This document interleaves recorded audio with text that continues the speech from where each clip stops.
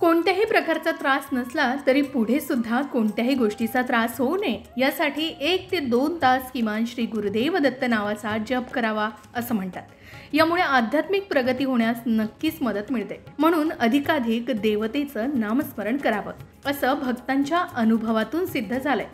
नामजपातून देवतेच्या तत्वाचा अधिक लाभ होण्यासाठी त्या नामजपाचा उच्चार आध्यात्मिक शास्त्रानुसार योग्य असणंही आवश्यक असतं। शिवाय श्री दत्तांचा मंत्र असो किंवा कोणत्याही देवतेचा मंत्र असो, तो जप कोणत्या माळेनं कसा करावा आणि श्री गुरुदेव दत्त हा नामजप कसा करावा, चला समजून घेऊया। पण त्याआधी आमच्या चॅनलला सबस्क्राईब करा, बेल आयकॉनला क्लिक करा। तुम्ही जर हा व्हिडिओ फेसबुकवर पाहत असाल तर फेसबुक पेजलाही फॉलो करा। श्री गुरुदेव दत्त हा तारक नामजप करताना श्री दत्त गुरूंचं रूप मनोमन डोळ्यासमोर आणावं आणि तेच आपले संपूर्ण त्रासापासून रक्षण करण्यासाठी धावून येणार आहेत असा भाव ठेवून नामजपातील प्रत्येक अक्षराचे भावपूर्ण उच्चारण करावं।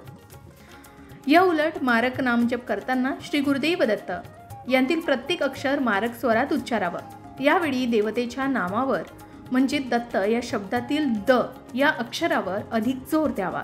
याचबरोबर भक्तांनी ओम ओम श्री गुरुदेव दत्त ओम ओम हा नामजप करावा असंही तज्ज्ञ व्यक्ती सांगतात। कुठलीही गोष्ट काळानुसार केली तर तिचा अधिक लाभ होतो असंही सांगण्यात येतं। श्री दत्त ही पूर्वजांना पुढील गती देणारी देवता आहे। त्यामुळे श्री गुरुदेव दत्त हा नामजप नियमित केल्यास पूर्वजांच्या त्रासापासून आपली मुक्तता होऊन आपल्याला कोणत्याही अडचणींना सामोरं जावं लागत नाही असं म्हणतात। शिवाय मनुष्याच्या प्रकृतीप्रमाणे त्याची जप म्हणण्याची गती असते। श्री गुरुदेव दत्त हा नामजप मध्यम गतीचा आहे। ज्यांना जलद गतीने म्हणायचं आहे त्यांनी जप म्हणण्याच्या पद्धतीने जप जलद गतीने म्हणावा, पण जप म्हणण्याची पद्धत मात्र पालटू नये। जितक्या व्यक्ती तितके प्रकृतीचे साधन मार्ग असा साधनेचा सिद्धांत असल्यानं त्या गतीनं नामजप केल्यावर भाव अधिक प्रमाणात जागृत होतो। त्या गतीनंच नामजप करावा असा उल्लेख आहे। शिवाय दत्तात्रेयांचे कोणतेही मंत्र अत्यंत प्रभावी मानले जातात आणि जीवनातील विविध संकट लवकर दूर करणारेही मानले जातात। यासाठी तुळशीच्या माळेने, रुद्राक्षाच्या माळेने, स्फटिकाच्या माळेने मंत्रजप किंवा नामजप केला जाऊ शकतो। कारण ब्रह्मा, विष्णू आणि महेश या तिन्ही देवांची शक्ती श्री गुरुदेव दत्तांच्या स्वरूपात आहे। तुम्ही ज्या मंत्राचा जप करणार आहात त्याच्याशी संबंधित माळ वापरावी किंवा तुळशीची, रुद्राक्षाची किंवा स्फटिकाच्या माळेनं तुम्ही ज्या मंत्राचा जप करणार आहात त्याच्याशी संबंधित माळ वापरावी किंवा तुळशीची, रुद्राक्षाची, स्फटिकाच्या माळेनं सुद्धा जी उपलब्ध असेल त्या माळेनं मंत्रजाप करावा, नामजप करावा। मात्र ही जपाची माळ गळ्यात घालू नये। शिवाय धर्मशास्त्रानुसार जप करण्यासाठी जी माळ उपयोगात आणली जाते त्यामध्ये 108 मणी असतात। माळेमध्ये 108 मणी का असतात तर यामागे धार्मिक आणि वैज्ञानिक कारण आहे। माळ रुद्राक्ष, तुळस, स्फटिक किंवा मोत्याची बनलेली असते। या माळांमध्ये चमत्कारिक प्रभाव असतो। या माळेने एखाद्या मंत्राचा जप केल्यानं कोणतंही कठीण कार्य सिद्ध होण्यास मदत मिळते। आता जप करण्याची पद्धतीही जाणून घेऊया। शास्त्रनिहाय गोमुखी वापरून जप करावा किंवा तसंच बोटाच्या सहाय्यानं जप करावा असं म्हणतात। गोमुखीने केलेला जप हा उजव्या हाताने वस्त्र आवरण करून गुप्त रूपानं जप केल्यानं अनिष्ट बाधांपासून मुक्ती मिळते। अंगठ्याच्या सहाय्यानं जप केले तर मोक्षप्राप्ती होते। तर्जनीनं जप केला तर शत्रुनाश होतो। मध्यमेनं जप केला तर धनप्राप्ती होते। अनामिकीनं जप केला तर शांती प्राप्त होते। करंगडीने जप केला तर सुंदरता प्राप्ती होते असंही सांगण्यात येतं। शिवाय जपाची सुरुवात मेरुमण्यांपासून करावी, मात्र शेवटी मेरुमणी ओलांडून पुढे जाऊ नये। जप पुढे चालू ठेवायचा असल्यास उलट क्रमाने पुन्हा मेरुमण्याकडे यावं। जपाची शास्त्रीय पद्धत सुद्धा बघूया। मधल्या बोटाच्या मधल्या पेरावर मणी आणून त्यावर अंगठ्यानं दाब देऊन मणी शरीराच्या दिशेनं ओढावेत। या प्रक्रियेमुळे विद्युत शक्तीची निर्मिती होते। अंगुष्ठ मध्यमा योगास्तर्व सिद्धिप्रदासने अंगठा आणि मध्यमेने जप केल्यानं सर्व सिद्धी प्राप्त होते असा याचा अर्थ आहे। जप पूर्ण झाल्यावर माळ जमिनीवर न ठेवता ताम्हनात किंवा देवाच्या आसनाजवळ ठेवावी। तसेच खुंटीवर किंवा उघड्या जागेत सहज कोणाच्याही दृष्टीस पडेल अशी ही माळ ठेवू नये। लाकडाच्या, चांदीच्या किंवा हस्तिदंडाच्या डब्यामध्ये सुद्धा ही माळ ठेवली जाऊ शकते। ही माळ पूर्वी कोणीतरी वापरलेली नसावी याची सुद्धा काळजी घ्यावी।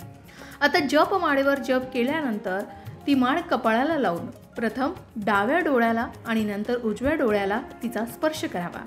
डाव्या हातानं माळेला स्पर्श करू नये. नित्य जपाची माळ मनगटात किंवा गळ्यात धारण करू नये. माळेवर जप करताना मण्याचा आवाज करू नये.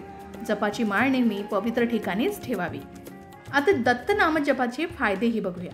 दत्ताच्या नामजपामुळे शक्ती मिळते. अशातच दररोज किमान 15 ते 20 मिनिटं तरी एकाग्र चित्तानं दत्तांचा नामजप केल्यास वाईट शक्तींचा त्रास नाहीसा होतो. नामजप केल्यानं पूर्वजांना गती मिळते आणि घरातील वातावरण आनंदी राहण्यास मदत होते. याचबरोबर नामजपाने मनोबल वाढतं. कोणतीही गोष्ट साध्य करण्यासाठी मनोबल चांगलं असणं आवश्यक आहे. अगदी लहान मुलापासून ते वृद्ध व्यक्तीपर्यंत बरेच जण तणावाखाली दिसतात. लहान मुलांना अभ्यासाचा किंवा परीक्षेचा ताण असतो, तर महिलांना घरातल्या कामाचा किंवा नोकरीचा ताण असतो.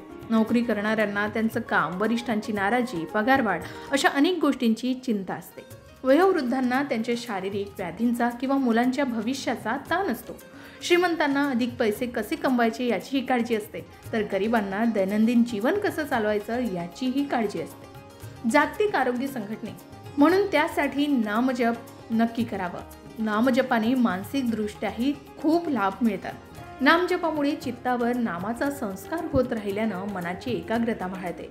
नामजपामुळे मनातील विचार कमी होत असल्यानं मनःशांती मिळते. नामजपाने मन शांत राहिलं की मानसिक तणावामुळे होणारे शारीरिक विकार होत नाहीत आणि शरीर स्वास्थ्य चांगलं राहतं. याचबरोबर बरेचसे प्रापंचिक प्रश्न अयोग्य बोलण्यामुळे निर्माण होत असतात. नामजप हे एक प्रकारचं मौनच असल्यानं प्रापंचिक प्रश्न कमी होण्यास मदत होते. शिवाय नामजपामुळे खोटं बोलणं, राग येणं यासारख्या वाईट सवयी, शिवाय स्वभाव दोष यावर नियंत्रण मिळवता येतं. आपल्या अंतरंगात सद्गुणांची वाढ होण्यासाठी अंतर्मुखात आणि अंतर्निरीक्षण या गोष्टी आवश्यक आहे.